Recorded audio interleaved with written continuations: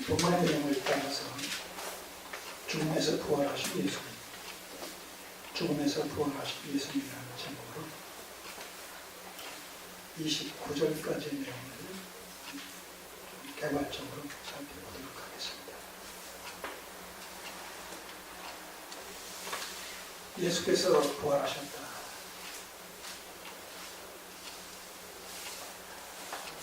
큰 감격과 감동 별로 없이 너무나 익숙한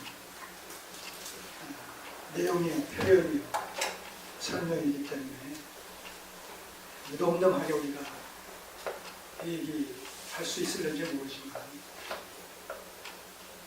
아마도 인류 역사 속에서 예수께서 부활하셨다라는 이 사건은 지상 최대 사건이 아닌가, 그런 생각을 해봅니다.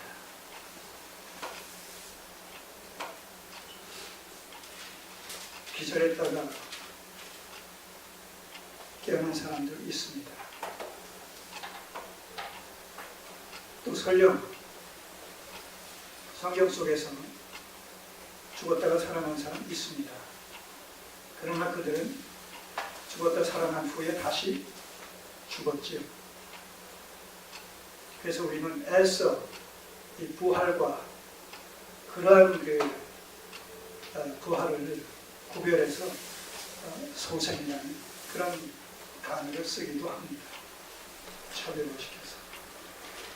그러나 우리 주님께서 죽은 자 가운데서 다시 살아나신 이 부활 사건은 그 후에 또 얼마간의 시간이 흐른 후에 이 땅에서 다시 죽으신 것이 아니라 그 부활을 통해서 영생에 이르신 이런 사실을 우리가 확인할 수가 있습니다. 부활은 그런 의미에서 다시 죽는 것이 아니라 영생의 몸으로 살아나 영원 불멸의 삶을 살아가는 것을 말합니다. 우리는 지난주에 우리 주님께서 십자가에 달려 죽으신 사건을 살펴보면서 그것이 주님께서 범죄에서 자신의 죄값으로 말미암아 죽으신 것이 아니라 우리의 죄를 대신 구속하시기 위한 대속적 죽음이었다라는 사실을 살펴봤습니다. 그런 의미에서 주님께서 19장 30절을 보시면 돌아가시면서 남기신 그 말씀이 뭡니까? 예수께서 신 포도주를 받으신 후에 가라사대 다 이루었다. 다 이루었다 하시고 영원히 떠나가셨다. 운명하셨다고 말씀하고 있습니다. 다 이루었다. 이것은 자신을 위한 것이 아니라 상대방을 위한 것이다 라는 의미가 담겨있지 않습니까? 이제 다 이루었다. 하나님께서 요구하시는 것을 다 이루었다. 창세전 하나님의 구속의 경륜을 이제 마침내 죽으심을 통해서 다 이루었다. 다 성취시켰다. 그런가 하면 그것은 동시에 우리의 죄값이 다 그리스도의 죽음을 통해서 지불되었다는 것이죠. 죄값이 뭡니까? 죽음 아닙니까? 우리가 우리 죄값으로 죽어야 될 것, 주님께서 대신 죽으심으로 말미암아 우리의 죄값을 지불하셨다. 그러므로 다 이루었다.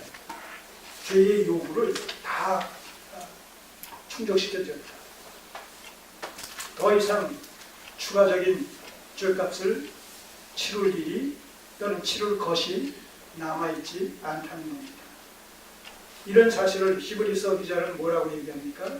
한 번 죽으심으로 말미암아 영원히 우리의 죄를 도말하셨다. 영단본이라는 이런 표현을 써서 예수 그리스도의 십자가의 죽음을 통한 구속의 온전함을 묘사하고 있습니다.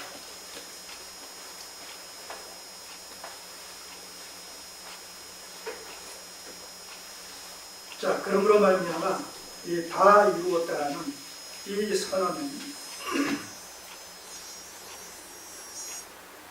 죄와 사망의 권세로부터 우리가 온전히 해방되었을 뿐만 아니라 그러므로 말미암아서 죄와 사망의 권세가 제압되는 것으로 말미암아 바로 이 죄와 사망의 권세를 가지고 우리를 유린했다, 우리를 조롱했다, 우리 위에 군림했었던 뭐예요?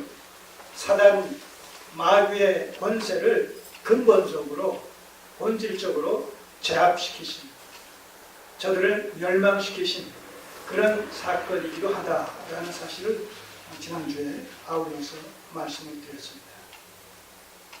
창세기 3장 15절에 여자의 후손이, 뱀이 여자의 후손의 발꿈치를 상하게 할 것을 얘기했는데, 또 상대적으로 여자의 후손은 뱀의 머리를 상하게 할 것이다. 바로 그 사건이 예수 그리스도의 죽음과 부활 사건을 통해서 성취된 것이죠. 예수 그리스도의 죽음은 그것이 끝이 아닌 것으로 말미암아, 마지막이 아닌 것으로 말미암아 발꿈치를 상하게 상처받는, 발꿈치에 상처를 입는 그런 것에 비유될 수가 있고, 반면에 부활하신 사건은 사단을 패배시킨 사건이기 때문에 사단의 머리, 뱀의 머리를 상하게 하신 사건에 비유될 수가 있다, 이렇게 말씀드릴 수가 있겠습니다. 자, 그런 의미에서 예수 그리스도의 죽으심은 우리의 죄를 구속하시기 위한 대속적 죽음이었는데, 만약 거기서만 끝났다, 예수께서 죽으시고 살아나시지 않았다, 부활하시지 않았다 라고 한다면 우리의 죄값을 대신 지불하셨다라는 이 대속적인 죽음이 결과적으로 우리의 죄를 대속했는지 안 했는지 확인할 길이 없는 거죠. 죽음 가운데 그냥 계셨다면, 무덤 가운데 그냥 장사 지낸 바 되신 상태로 머물러 계셨었다면, 우리의 죄값을 대신해서 죽으신다고 했는데 죽으신 상태로 그대로 있다면 그 결과로 말미암아 지불됐는지 안 됐는지 확인할 길이 없단 말이죠. 성경은 그런데 고린도전서 15장에 뭐라고 되어 있어요? 자, 한번 보실까요? 증거를 보여드리겠습니다. 15장 17절, 고린도전서 15장 17절을 보시면 이렇게 기록되어 있습니다. 282조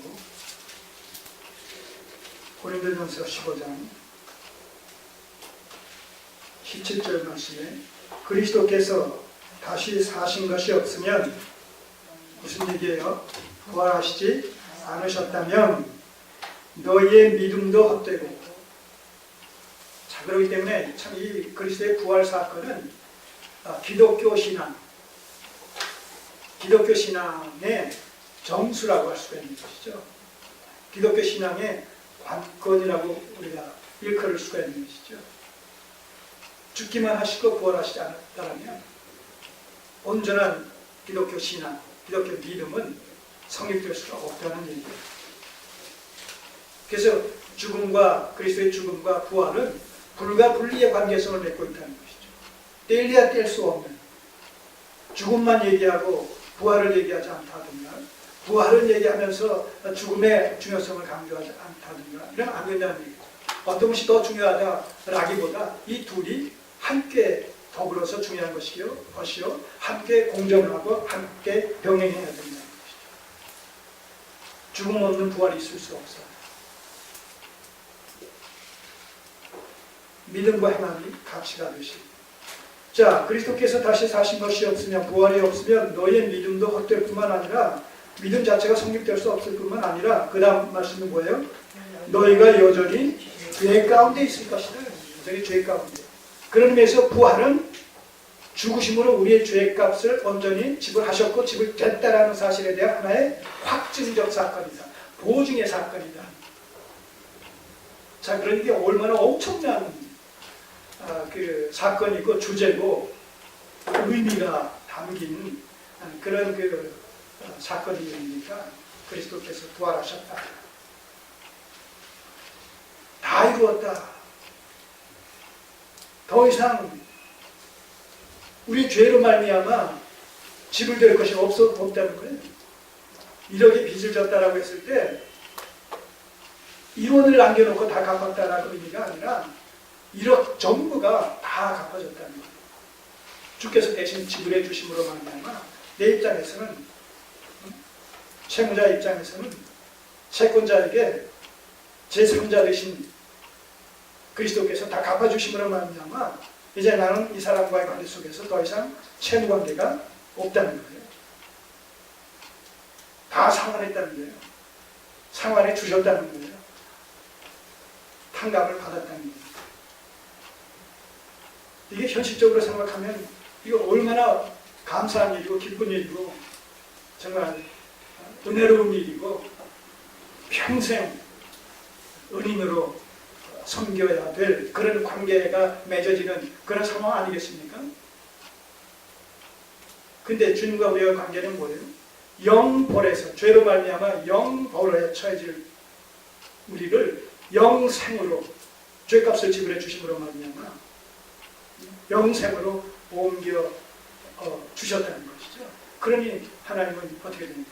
우리의 생명의 은인이 되는 것이죠.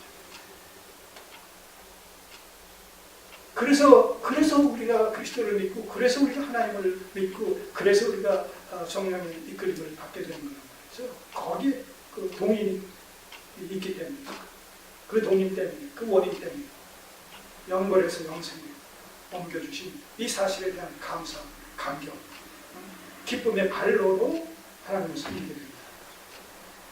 이게 무슨 신앙이라고 했어요? 구원론적인 신앙이라고. 구원론적인 신앙. 그게 예배와 연관되면 어떤 예배가 된다는 거예요? 신령과 진정의 예배가 된다.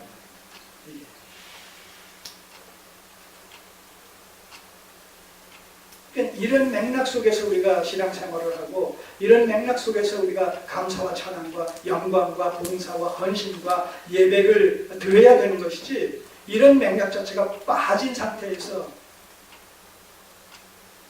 어떤 조건부적인 나의 필요에 의해서 하나님을 도구 삼는, 기독교 신앙을 수단 삼는 이런 방식으로 우리가 신앙생활을 한다고 한다면 그것은 성경이 말하는 바른 여호와의 신앙 관일 수가 없다는 얘기죠. 근데 사단은 뭐예요? 믿지 말라고 하는 것이 아니라 왜곡되게 믿게 자꾸 우리를 미혹한다는 거죠.